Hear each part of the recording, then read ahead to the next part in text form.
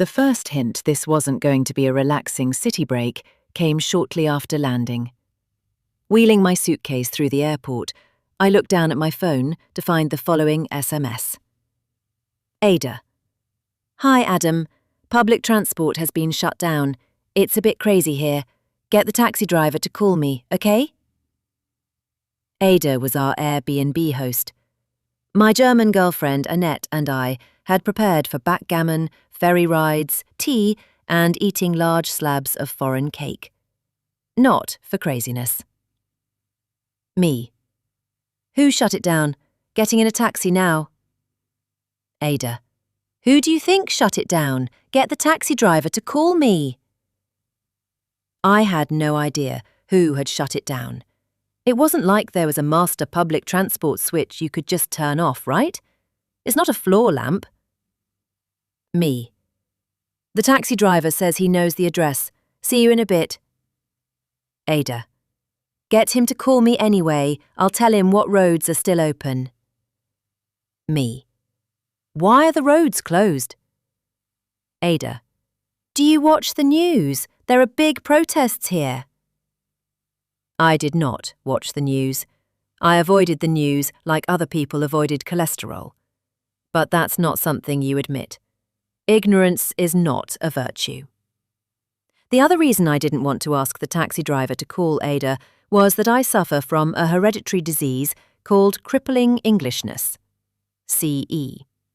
This renders me incapable of inconveniencing people, however mildly. Asking our taxi driver to call someone, madness.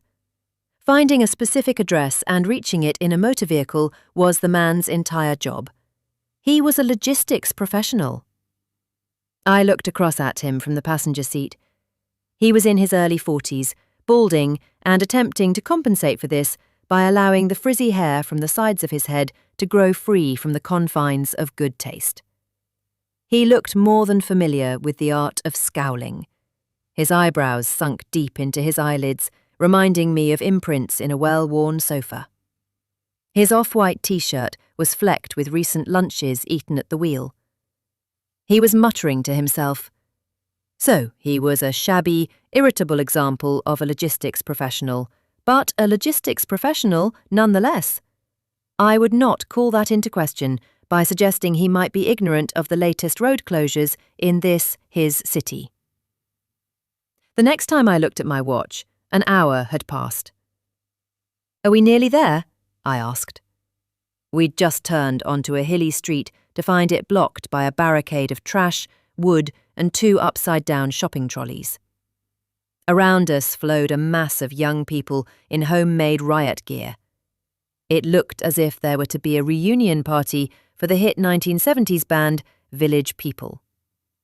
It was the 3rd such do-it-yourself barricade to hinder our progress in 10 minutes. Fucking idiots, said the taxi driver. He didn't seem to be abreast of any of this. He crunched the gear stick into reverse, turned around, and tried to steer us back to the road we'd just come from. What are they protesting about?